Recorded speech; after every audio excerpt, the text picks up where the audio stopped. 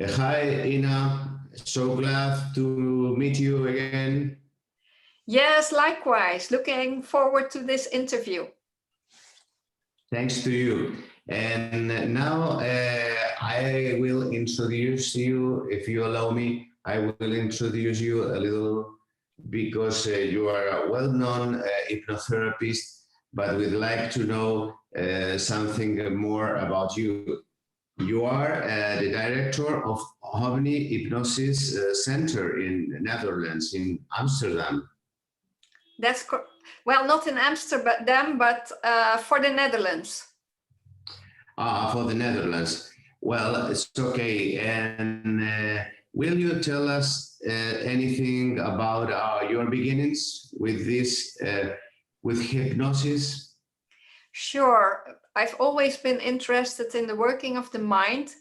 One day, I saw a very interesting book in the library. It was about hypnosis, and it was a very scientific book, and it astounded me because it told me a whole other story than what I knew before about the knowledge I got from show and movies. And it really showed that it can be very helpful to humanity. And years later, when I wanted to find a method to release stress, because I was very busy doing a lot of things at that time, and I thought hypnosis will be a good way to just get rid of the daily stress of doing a lot of work and etc.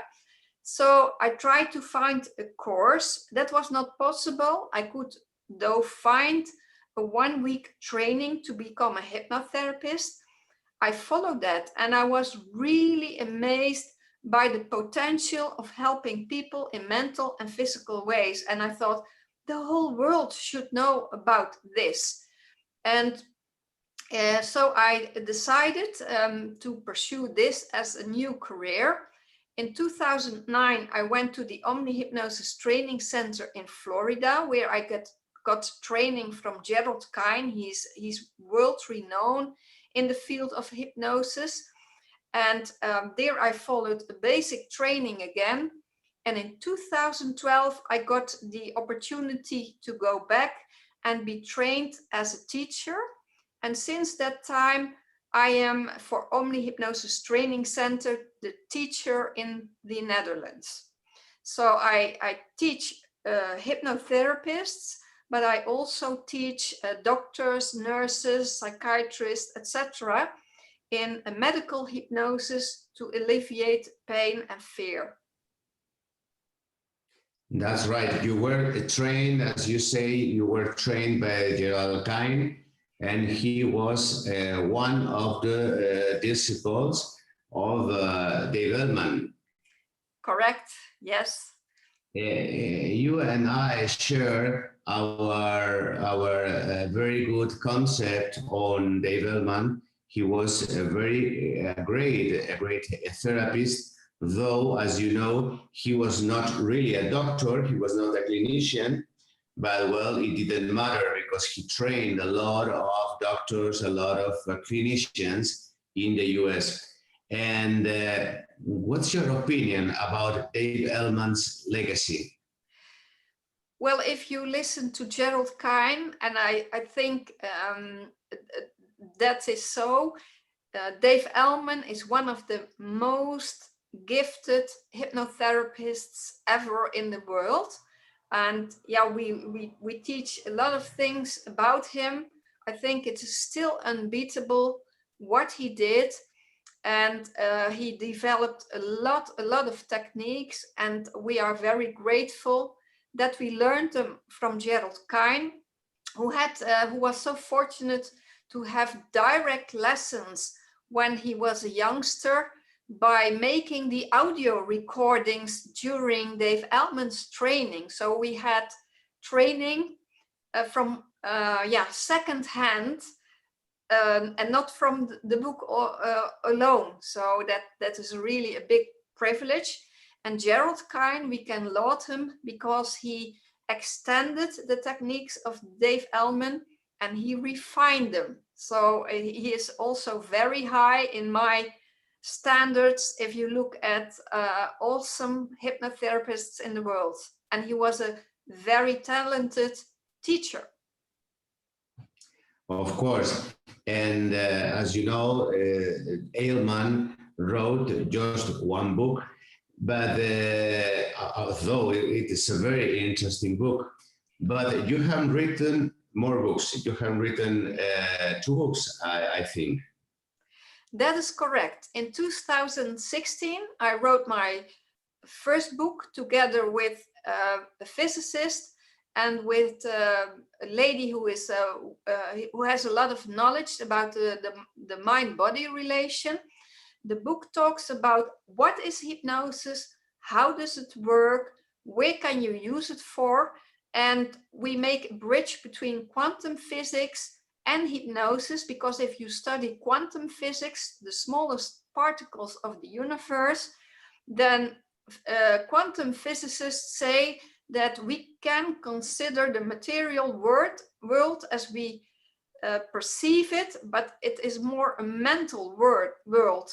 And if you think about this concept, then you understand why hypnosis can have a tremendous impact, because we use our words, our presence, energy to help make changes within our clients or patients.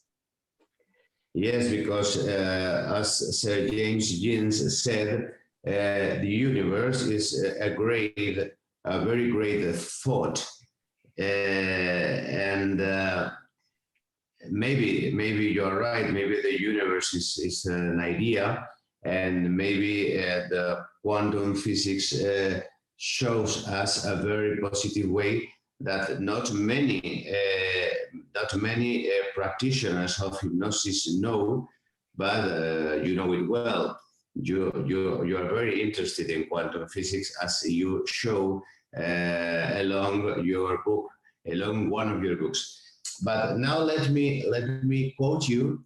Let me quote you, because I am going to refer to the chapter that you are writing, or you have written, I must say, for our next book.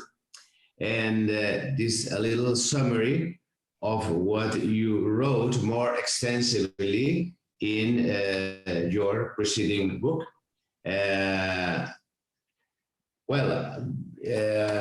As you were telling, as you were writing, in January 2017, I got a call from Miriam Borsholm. Ina, they found a lump in my breast and it must be surgically removed.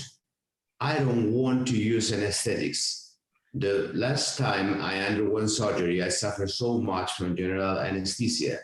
If only there was a way to avoid this. I want to use hypnosis. Do you think something like that is possible? Well, it's a very good start. And how did you feel when you received this phone call? Well, of course, with empathy for Miriam, because she had undergone surgery, and she explained that last time she was so ill with that thinking about narcosis was not a real option. And I had never had imagined that this would be the start of an adventure that we would go together on, and that would end in a surgery room where I would hypnotize Miriam, and during this hypnosis that they would remove that tumor from her breast. So and I think if you teach doctors and nurses, etc., and you are not coming from the medical side, then it's really helpful, because it really takes a lot of courage. And perhaps we didn't have that courage. It was like 2 or 3 months that we hypnotized each other. We have to show that this is possible. So we didn't allow for any room for fear or thinking that it wouldn't work. But doing this in hospital where people are not trained in hypnosis, not knowing the power, positive and negative about words, that it was really a big adventure. And after everything was done, it was like, how did we do this? It was amazing. It was great, and you know that is why I called you. I was very impressed by this book, because though it's generally known that in the 19th century hypnosis was employed as a soul anesthetic, it's not so usual nowadays. And I think you use an stale state. Well, it was not that simple. We used Asdale, but it turned out that Miriam was in some way very high sensitive. And we do testing in the Asdale state with an Asdale clamp. So that is a surgical instrument that they use for closing blood vessels and everything. So that gives a very tight grip. If you put that on your skin, it is really very painful if you're not in hypnosis. Wow. And somehow she remained very sensitive. So I had to find out another standard to work with her. And it was the current director of OMNI Hypnosis Training Center in Switzerland, and who told me, listen, Ina, we have a video in our class where a lady gets a cesarean, and it's not in the Asdale state, it is in somnambulism. That means it's a lighter state of hypnosis with suggestions to be comfortable, to be pain-free. And that is when I decided, I was very happy with his advice, and then I decided to work out a double technique, bringing her into hypnosis, and next to that, giving all kinds of suggestions that the skin and deeper than the skin would remain very comfortable during the whole procedure. Anyway, it was a success. And while I like you to define for our followers what is an Asdale state, what is, because there are many people that don't know which is the degree of hypnosis, which is the deepness of an Asdale state. Well, we work for our therapy in the state which we call somnambulism, and that's how Dave Ellman defined that. And you have to take care, because I see in the hypnosis world a lot of different definitions about the state of somnambulism. That's right. And for the first time, we can say that we now have a kind of testing, and that this test, that this state with the techniques that OMNI is using has been defined by the University of Zurich. They did a study with 50 fMRI scans, and they have really identified in the brain how the brain configuration is in somnambulism. And we have a certain technique, so we follow the same procedure to bring somebody into somnambulism, and we test it. There are two tests for it. One is that there is amnesia by suggestion, and the other one is that there is analgesia by suggestion. And we have the Asdale state, which is now also scientifically seen through this fMRI research, and it is really different from somnambulation. So we can really say that it is really very well scientifically researched, although the research is not finalized yet. And there we also have a number of tests to determine that somebody is in the Asdal state. And what is characteristic is that there is anesthesia without the suggestion. So it is a natural state of anesthesia, or it's better to say analgesia, because people do feel the manipulation of the skin. What they do not feel is the pain itself. That's right. And well, what is very impressive also is the little time that you use when you are when you have conditioned the patient. Dave Bellman was able to induce a very deep level, state level in just a few minutes. Yes. So, well, it's a great difference if we compare it with other systems that are very slow, very progressive, and it seems that Dave Bellman was able to do something that not anybody could do, that not any hypnotist or any clinicians could do. And this is what you teach also in OMNI Center, I suppose. Yes, of course. You see there the characteristics of the line of work of Dave Bellman is that the techniques should be very fast, because if you work as a doctor or a dentist with hypnosis, bringing a person into hypnosis should not take longer than giving an injection. That was how Dave Bellman perceived it. And next to that, what many people do not know, but he worked for the deeper cause of problems, also with regression techniques, also demonstrating that to doctors, etc. And for that, he devised procedures. So we use very easy to follow procedures to find the cause of many things, but also procedures in pain management to get rid of fears, etc. So it's very structural, and that's why it's very easy to learn. And people usually think that it will take months or years, but because of this structure, you can learn this in a very, very brief period and be successful with it.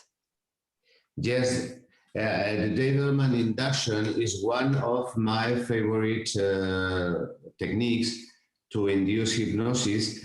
Sometimes, I know if you agree, there is a problem. There have been a lot of writers, a lot of authors that later have shifted or have made some changes in the original techniques.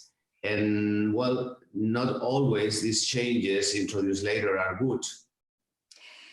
Yes, well, I teach the Dave Bellman always for the hypnotherapists, for the medical, because it's one of the most versatile inductions there is. Gerald Kein used to say, if there is a law and you are allowed only to work with one induction, there doesn't need to be any doubt in your mind.